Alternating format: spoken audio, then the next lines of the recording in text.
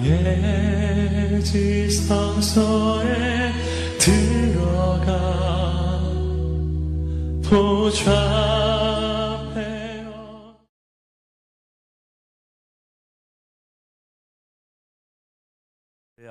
오늘도 새벽에 나오신 여러분 모두를 주님의 이름으로 축복합니다. 오늘 이 데살로니가 전서 4장 말씀 안에 보게 되면 하나님을 기쁘시게 하는 삶, 그리고 주님의 이 강림의 사건에 관한 중요한 말씀이 이곳에 기록이 되어 있습니다. 이제 오늘이 금요일이니까 다음 주 월요일 새벽에 주의 강림에 대해서, 그리고 강림의 시기에 관한 말씀은 월요일 새벽에 제가 말씀을 나누도록 하겠고요. 오늘은 우리가 어떻게 하면 하나님을 기쁘시게 하는 삶을 살 수 있을까? 우리 성도의 삶의 가장 궁극적인 삶의 모습인데, 이 일에 대하여 오늘 잠시 묵상하기를 원합니다. 자, 우리가 신앙생활 하면서 저는 바라기 여러분의 그 신앙의 여정이 하나님을 기쁘시게 하는 삶이 되기를 간절히 바랍니다.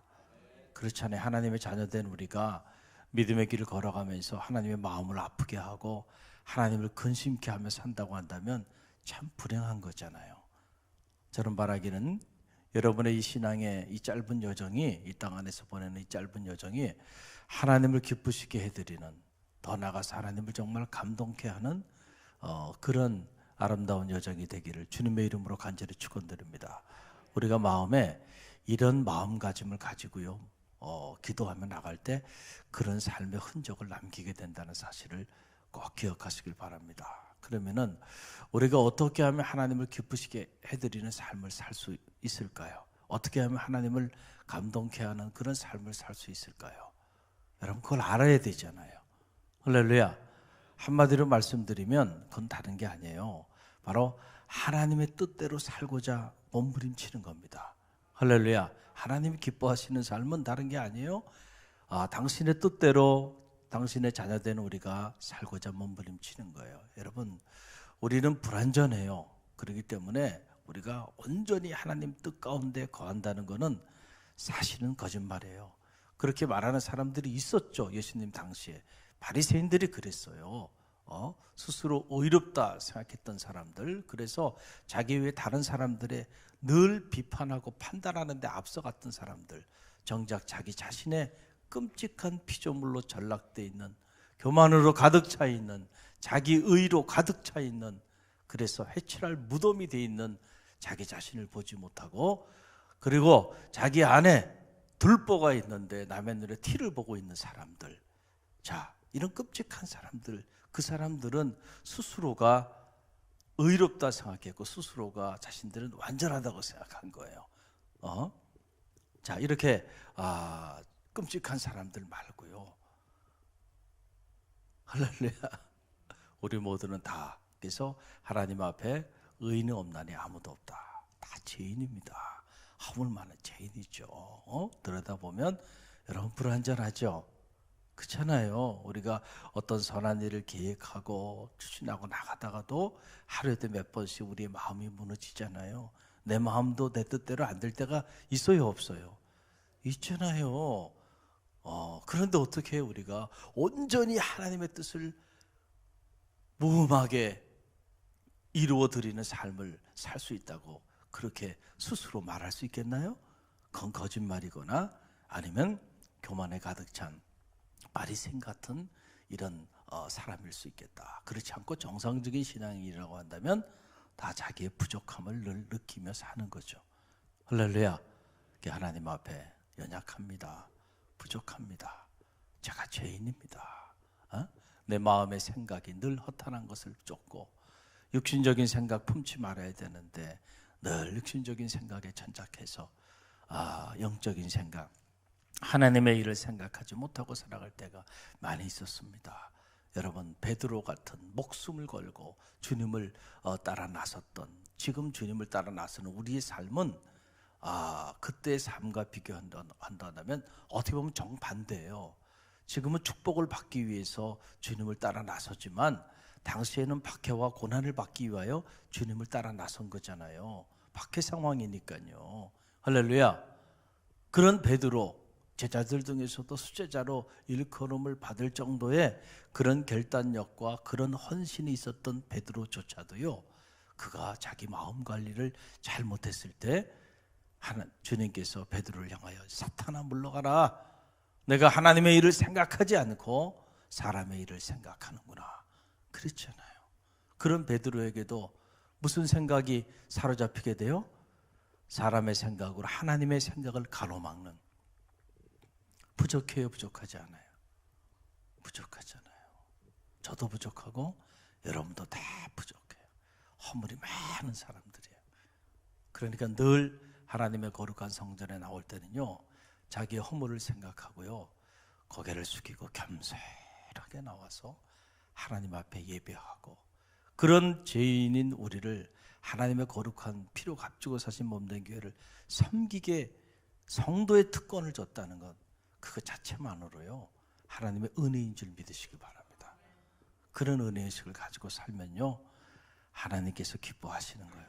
우리가 하나님의 뜻에 그렇게 많이 벗어나지 않을 수가 있다는 거죠. 할렐루야. 늘 그런 자세를 갖는 것이 중요하다. 목이 곧은 백성이 돼서는 안 된다는 거죠. 자, 그래서 우리가 하나님의 뜻을 따라 살아가는데, 하나님의 뜻을 따라 살아가는 그 삶이 하나님을 기쁘시게 해드리는 삶이다, 이렇게 단언하지 못하는 이유는 사실 하나님의 뜻을 따라 살아가는 삶이 우리가 연약하기 때문에 쉽지 않아요. 더 정확하게 말하면 하나님의 뜻을 따라 살고자 몸부림치는 그 삶, 저는 그 삶을 하나님이 기쁘시게 보신다고 봅니다. 할렐루야. 몸부림치는 거죠. 얼마나 하나님의 뜻을 따라 우리가 한 해를 살아왔나요? 돌아보면 그거는 우리에게 해당도 안 되는 얘기. 어떻게 보면 우리 너무 엉뚱한 삶을 너무 많이 살아왔기 때문에. 그러나 그럼에도 불구하고 하나님 뜻대로 살고자 몸부림은 쳤잖아요. 할렐루야. 할렐루야. 그 삶은 귀한 거예요. 그 삶은 하나님이 기쁘게 봐주신다라고 하는 사실이고요. 우리가 그렇게 하나님의 그 뜻 가운데 살고자 그렇게 막 몸부림치고 애쓰고 그런 삶의 모습 속에 하나님이 축복의 문을 열어주셔서 힘을 더하여 주시고 끌어주시기도 하고, 할렐루야. 우리의 삶을 하나님께서 이끌어 주시기도 하신다라고 하는 거죠. 자, 그러면 하나님의 뜻이 무엇인가? 하나님의 뜻이 무엇인가? 오늘 그 데살로니가 전서 4장 안에는 조목조목 이렇게 우리에게 설명해 주고 있는데, 먼저 3절로 8절의 말씀이에요. 3절로 8절 말씀을 자, 3절로 8절 말씀 우리가 한번 쭉 읽어봅니다. 함께 읽습니다. 하나님의 뜻은 이것이니 너희의 거룩함이라. 곧 음란을 버리고 각각 거룩함과 존귀함으로 자기 안에 대할 줄을 알고, 하나님을 모르는 이방인과 같이 세욕을 따르지 말고 이 일의 분수를 넘어서 형제를 해하지 말라. 이는 우리가 너희에게 미리 말하고 증언한 것 같이 이 모든 일에 주께서 신원하여 주심이라. 하나님이 우리를 부르심은 부정하게 하심이 아니요 거룩하게 하심이니, 그러므로 저버리는 자는 사람을 저버림이 아니요 너희에게 그의 성령을 주신 하나님을 저버림이니라. 아멘. 자, 하나님의 뜻이 무엇이냐? 하나님의 뜻은 바로 뭐냐면 거룩하게 사는 것이다. 할렐루야. 우리가 거룩하게 살고자 몸부림치는 그 삶이 바로 하나님께서 기뻐하시는 하나님의 뜻을 이루어드리는 삶인데, 그러면은 자, 그 거룩하게 사는 삶이 어떤 삶이냐? 오늘 말씀을 요약을 하면은 세 가지 정도로 요약이 가능해요. 하나는 바로 뭐냐면 이방인들처럼 음란과 세욕을 따라 살아가지 말라는 거예요. 자, 이방인들은 음란과 세욕을 따라 살아간다는 거예요. 너희는 그렇게 살지 말라는 거예요. 오늘 우리 사회를 보면 음란의 영이 지배한 사회를 살고 있어요. 특별히 현 정부는 하는 행동을 보게 되면 참 끔찍해요. 끔찍해. 어떻게 대한민국의 심장인 그 서울시 광장 전체를 퀴어 축제라 그래서 말이죠. 동성애자들이 다 옷을 벗고 그렇게 수많은 사람들이 축제를 벌리고 이런 일들을 옹호하고 그걸 공인하고 그걸 법으로 제정하고 참 우리가 영적으로 보면요, 정말 위험한 일들이 지금 많이 일어나고 있어요. 여러분들이 기도해야 돼요. 이 나라가 어디로 가는가? 사람들의 기호를 따라 쫓아가는 그런 삶들이 얼마나 무서운 삶의 자리로 가는지를 알아야 돼요. 할렐루야. 그 영적으로 분별력을 가지고요, 여러분 아닌 거는 아니다고 말할 수 있어야 되잖아요. 할렐루야. 너무 참 세상이 영적으로 참 무서운 곳으로 가고 있어요. 여러분들 위해서 기도해야 돼. 이 나라가 음란의 영이 지배한 그런 나라가 지금 되어가고 있어요. 아무리 경제적으로 또 국가적으로 변화를 가져온다 할지라도요, 하나님이 함께하지 않으면요, 소돔과 고모라가 되어버리고 말면요, 무너지는 건요 시간을 필요로 하지 않습니다. 하나님 손 놔버리면 그냥 한순간에 다 무너지고 마는 거예요. 정신 바짝 차려요. 이만큼 사는 것도 하나님의 은혜였고, 이만큼 사는 것도 이 땅에 우리 믿음의 선인들이 나라와 민족을 위하여 피를 흘려가며 기도하고 헌신하고 살아왔던 그 결과 열매를 우리가 따먹고 있는 거고요. 우리가 열매만 따먹고 정신 차리지 않으면 한순간에 무너질 수도 있다는 사실을 꼭 기억하시기 바랍니다. 특별히 도덕적인 타락, 영적인 타락, 이 세속화의 물결은 지금 그 어느 때보다도 무섭게 자리하고 있어요. 이런 영적으로 우리가 분별해야 한다라고 하는 거죠. 하나님 기뻐하는 일이 아니에요.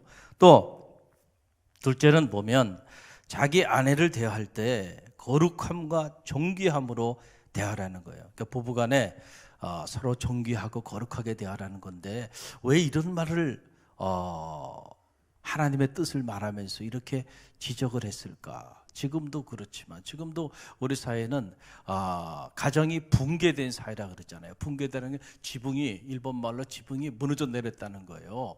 여러분, 이혼율이 역대 최고고요. 세계사에 유례 없는 가장 짧은 기간에 가정이 파괴된 유일한 나라가 대한민국이기도 해요. 이제는 이혼이 일상이 되어버리고 마는, 불과 얼마 전까지도 그런 것들은 정말 TV에 나올 수도 없고 부끄러운 일이고, 그냥 결혼하면 언제까지 사는 거예요?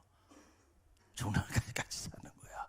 그게 당연하게 생각했던 시대인데, 이제는 이혼이 일상이 돼버리고요, 이혼 안 한 사람보다 이혼한 사람이 더 많아요.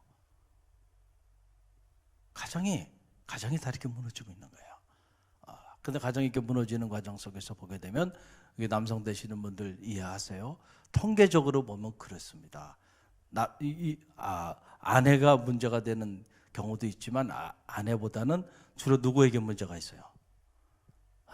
그래요. 저도 남자지만 남자에게 문제가 많은 건 남자에게 문제가 많은 거. 옛날도 그랬고 지금도 이렇게 해서 남자를 그 얘기 하잖아요. 제가 성차별하는 건 아니고요, 일반적으로 봐서 그렇다는 거예요. 남자들은 다 대부분이 다 큰아들이라 그러잖아요. 큰아들. 얼마나 속썩이면 큰아들이라 그러겠어요. 그러니까 남자들이 여러 가지 문제를 많이 일으켜요. 특별히 아내에게 마음의 상처를 너무 많이 준다는 거예요.